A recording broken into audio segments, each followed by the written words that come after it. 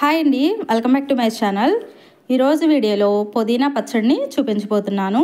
ఈ పచ్చడిని దోశల్లోకైనా ఇడ్లీలోకైనా వేడి అన్నంలో కొంచెం నెయ్యి వేసుకుని పుదీనా చట్నీ వేసుకు తింటే చాలా బాగుంటుందండి. అండ్ ఇక్కడ ఇది 4-5 డేస్ కూడా ఫ్రిడ్జ్లో కూడా స్టోర్ చేసుకోవచ్చు. సో దీన్ని ఎలా చేయాలో చూసేద్దాం. మరి ఇప్పుడు స్టవ్ మీద ఒక ప్యాన్ పెట్టుకుని ఇందులోకి 1 టేబుల్ స్పూన్ జీలకర్ర, 1 టేబుల్ స్పూన్ మినపగుళ్ళు, 1 టేబుల్ స్పూన్ పచ్చిశనగపప్పు, 1/2 టేబుల్ స్పూన్ మెంతులు, 1 టేబుల్ స్పూన్ ధనియాలు, వీటన్నిటిని చక్కగా మంచిగా డ్రై రోస్ట్ చేసుకోవాలి. ఇలా నిదానంగా స్టవ్ని అడ్జస్ట్ చేసుకుంటూ నిదానంగా ఇలా చక్కగా మంచిగా డ్రై రోస్ట్ చేసుకోవాలి. ఇక్కడ నేను చూపిస్తున్నాను చూడండి, ఈ విధంగా ఉంటే సరిపోతుంది. ఇప్పుడు స్టవ్ అయితే ఆఫ్ చేసేసుకుని కంప్లీట్గా దీనిలో హీట్ తగ్గించేసుకోవాలి. ఇలా తగ్గిన తర్వాత ఒక మిక్సీ జార్లోకి ట్రాన్స్ఫర్ చేసుకుని వీలైనంత మెత్తగా గ్రైండ్ చేసుకుని పక్కన పెట్టేసుకోండి. ఈలోపు అదే ప్యాన్లోకి ఒక 15 పచ్చిమిర్చిని అయితే తీసుకుంటున్నాను. తినే కారాన్ని బట్టి ఇంకా కొంచెం ఎక్కువైనా తక్కువైనా చూసుకుని అడ్జస్ట్ చేసుకోవచ్చు. ఇక్కడ నేను మిర్చిని 2 ముక్కల్లాగా కట్ చేసుకుంటున్నాను. ఇలా కట్ చేసుకోవడం వల్ల దీనికి ఉన్న ముక్కుల్ని ఈ విధంగా విరుచుకోవడం వల్ల మనం ఫ్రై చేసేటప్పుడు పేలకుండా చక్కగా వస్తుందన్నమాట.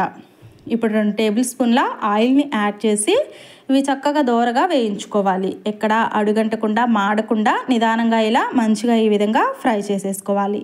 ఇలా ఫ్రై చేసుకున్న తర్వాత 1 కప్పు పుదీనాని ఫ్రెష్గా తీసుకున్నదైతే చాలా బాగుంటుందండి. పుదీనా పచ్చడి ఇలా చక్కగా 2-3 సార్లు వాష్ చేసి పుదీనానైతే 1 కప్పు దాకా అయితే తీసుకుంటున్నాను. ఒక 15 పచ్చిమిరపకాయలకి 1 కప్పు దాకా అయితే చక్కగా సరిపోతుంది.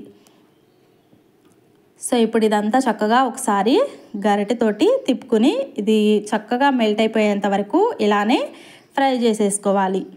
చూసారు కదా, చక్కగా ఊరకనే తొందరగానే మెల్ట్ అయిపోతుందండి. ఇదంతా మంచిగా పచ్చివాసన పోయేలాగా ఇలా ఫ్రై చేసిన తర్వాత ఇందులోనికి 2 టమాటాలను అయితే మీడియం సైజులో చిన్న ముక్కల్లాగా ఇలా కట్ చేసుకుని వీటిని కూడా కలిపి ఈ విధంగా ఫ్రై చేసుకోవాలి. టమాటా కొంచెం సాఫ్ట్గా మగ్గేంత వరకు ఇలా ఒక మూత పెట్టుకుని 2-3 నిమిషాలు చూసుకుంటూ మూత ఓపెన్ చేసుకుంటూ చక్కగా ఫ్రై చేసేసుకోవాలి. చూసారు కదా, చక్కగా టమాటా కూడా 2-3 నిమిషాల తర్వాత నేను ఇక్కడ చూపిస్తున్నానండి మూత ఓపెన్ చేసి. చూసారు కదా, చక్కగా టమాటా కూడా మెత్తగా చక్కగా సాఫ్ట్గా ఉడికింది. ఇప్పుడైతే మరొకసారి ఇదంతా ఒకసారి కలిపేసేసుకోవాలి. ఇలా కలుపుకున్న తర్వాత ఇందులోనికి ఒక చిన్నది చింతపండునైతే ఒక తొక్కనైతే తీసుకుని ఇందులోకి యాడ్ చేసేసుకుంటున్నాను. కంప్లీట్గా దీనిలో హీట్ తగ్గేంత వరకు ఇలానే పక్కన పెట్టేసుకున్నాను.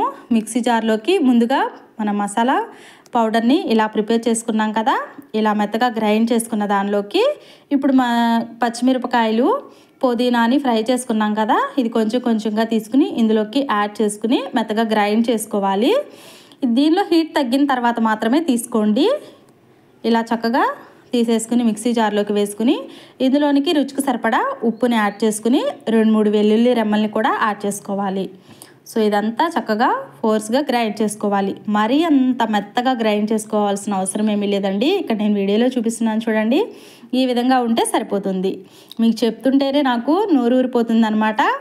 ఉప్పు సరిపోయిందా లేదా అని ఒకసారి అయితే చెక్ చేయండి. నాకైతే కరెక్ట్గా సరిపోయింది. ఇప్పుడు ఈ పచ్చడి అంతటిని తీసి ఒక గిన్నెలోకి అయితే ట్రాన్స్ఫర్ చేసేసుకోవాలి.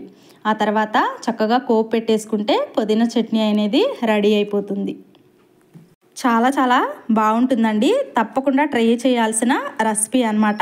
ఇది రైస్లోకి కానీ బ్రేక్ఫాస్ట్లోకి కానీ బెస్ట్ కాంబినేషన్ అనమాట. ఇది 4-5 డేస్ చక్కగా ఫ్రిడ్జ్లో పెట్టేసుకుంటే స్టోర్ కూడా చేసుకోవచ్చు. ఒక్కసారి ఇలా చేసి పెట్టేసుకున్నామంటే డైలీ చట్నీ చేయాల్సిన అవసరం కూడా ఉండదన్నమాట. అంత టేస్ట్గా ఉంటుంది. తప్పకుండా మీరు కూడా ఒకసారి అయితే ట్రై చేసి ఎలా కుదిరిందో కామెంట్ సెక్షన్లో నాకు కామెంట్ చేసేయండి. మరిన్ని ఇలాంటి రెసిపీస్ కోసం మన ఛానల్ని తప్పకుండా సబ్స్క్రైబ్ చేసుకుని పక్కనే ఉన్న బెల్ ఐకాన్ని క్లిక్ చేయండి. వీడియో నచ్చిందా? నచ్చితే తప్పకుండా లైక్ చేయండి. Thank you for watching. Have a nice day.